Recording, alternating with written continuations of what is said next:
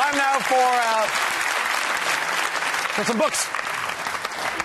Some favourites of mine, just to show to you. This is my first book of Irish animals. This is just quite simple, straightforward, but very beautiful. All the animals you might see in the Irish countryside. Lovely beginner guide, but also for adults who are just a little bit curious.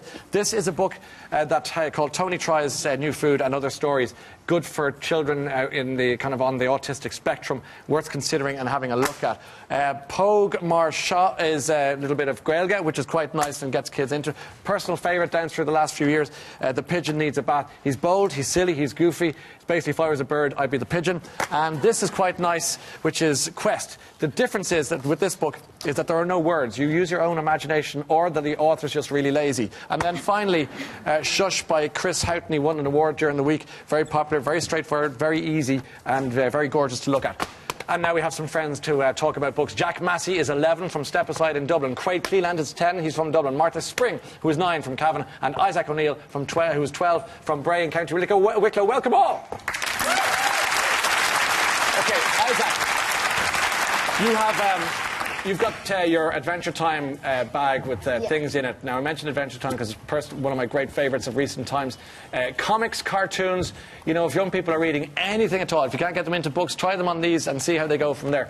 Tell us a little bit about this trippy cartoon that I love so much. Well, Adventure Time's really weird. It's about a boy and his dog, and his dog has magical powers, I guess. Yeah. And he can turn into anything he wants. Yeah, and it's quite bonkers, isn't it? Yes. But again, these are lovely illustrations, and they're great fun and a good way into read. You like books as well, don't you, Isaac? Yeah, I do. Martha, tell us about the books. You've gone very Irish with your books, which is great. Yeah. Talk to me about this book by Roddy Doyle, which is a great favourite in my house. I like it because of the Black Dog of Depression, which is causing depression in Dublin. Yeah.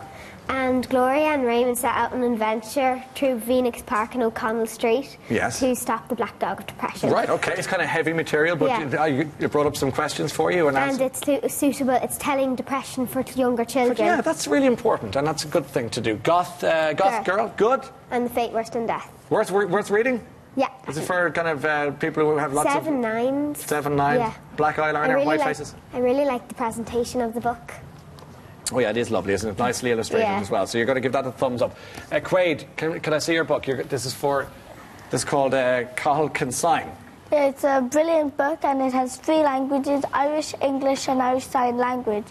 And you can use it to learn sign language. And when you get good at it, you can finally say Happy Christmas, everyone. Hey, you did that really quickly. Let me try again. Happy Christmas, everyone. Happy? Happy Christmas, everyone. Well done. You taught me that really quickly. Jack, you've got this lovely selection of short stories by Irish writers. Yeah, the one I read was How to Help Your Granda.